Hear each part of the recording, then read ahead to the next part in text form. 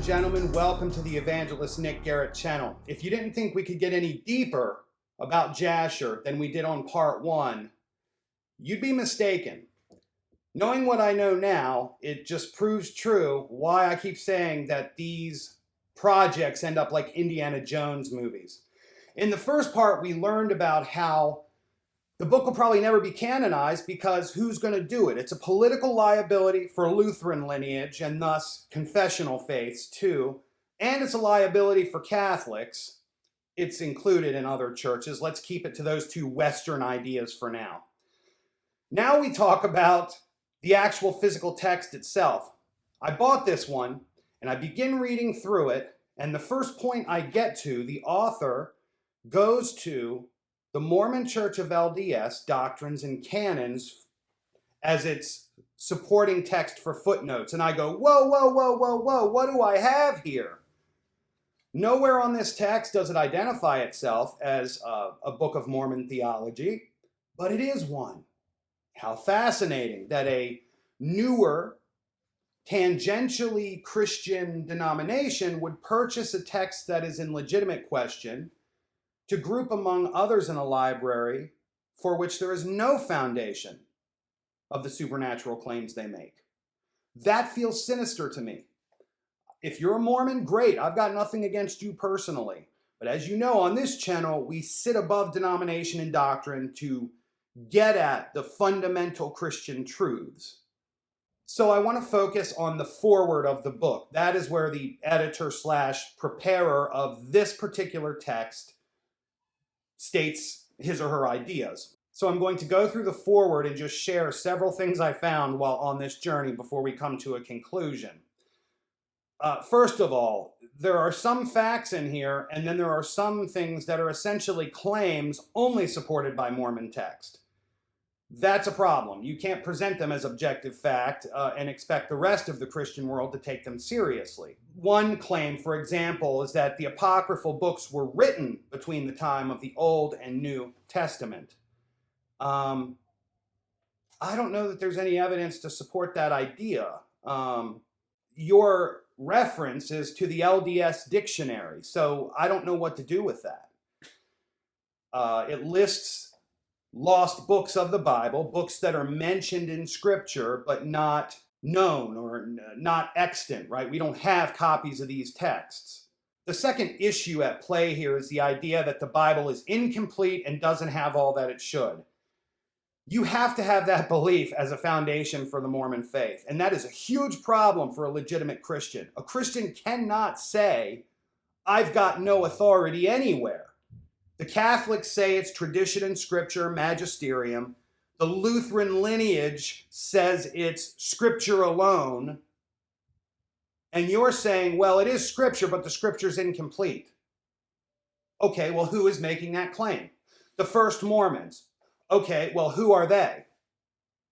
You see the problem? It's an individual person. Once you put a theology in the hands of an individual person, that person becomes the deity. That is not Christianity. I'm sorry, it's just not.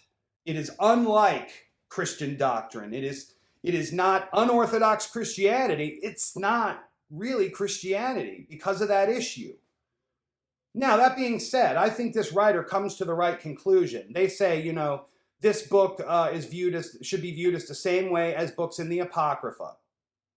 Their supporting texts are Mormon works, right? So it's a very safe way to go. But here's my concern with this text being housed with LDS if the history lineage that they're saying about this copy is true. What they say happened is that this text, Jasher, that a bogus book of it was published in London in 1751 and in Bristol in 1829, but that one was not legitimate. And during that same time, the legitimate one was translated into English, and the translator bought that copy, but because of the lack of feeling, because of the fake one circulating, decided to sit on it. And in 1840, this text was sold then to a Jewish newspaper editor named Mordecai Manuel Noah. Then in 1887, the Joseph Hiram Parry Printing Company in Salt Lake City, Utah, obtained the rights to this 1840 edition of Jasher. This prevents this text from ever being taken legitimately by Christianity. And let me get to the point of concern. The biggest thing that concerns me about all that I'm saying, even though the writer comes to a solid conclusion, it can't be taken legitimately because the only sources in its footnotes are Mormon literature. The claim is that the Bible's incomplete. That's no good. It's coming from a group that is only tangentially Christian. It's only been the last 30 or 40 years that they've been preaching more gospel-oriented terms. Here's the issue when the rubber meets the road. If you want to study Catholic Church history, you go to the Vatican, and they have huge libraries there. You go to the LDS in Utah. They have huge libraries where they're writing, criticizing, and storing up texts. Where's the Protestant equivalent of that? I know many individual brilliant theologians who have great libraries that I hope will somehow be made public after them. Dr. James White comes to mind. But that's an individual. These are institutional places holding the texts of their faith. Most Protestant lineages today, the way they interpret things, there's not a repository. In fact, they reject basic idea. I'll give you an example. I was on Facebook this week, and a guy was pouring his heart out with concern because he wears a crucifix that belonged to his grandmother, and he's concerned about graven images. And sure enough, in the comments, you start seeing people call this graven images. Yeah, take that necklace from your grandmother off and don't wear it. No. Right, don't share your family traditions or your religious traditions or your lineage. Do you see how no one will ever know what we believe then? How in the future are they going to know that this particular Baptist church or that particular Presbyterian church had any truth? There has to be a place, a repository, because we can talk about theological and philosophical ideas all the time, but when the rubber meets the road, is there a physical book or not?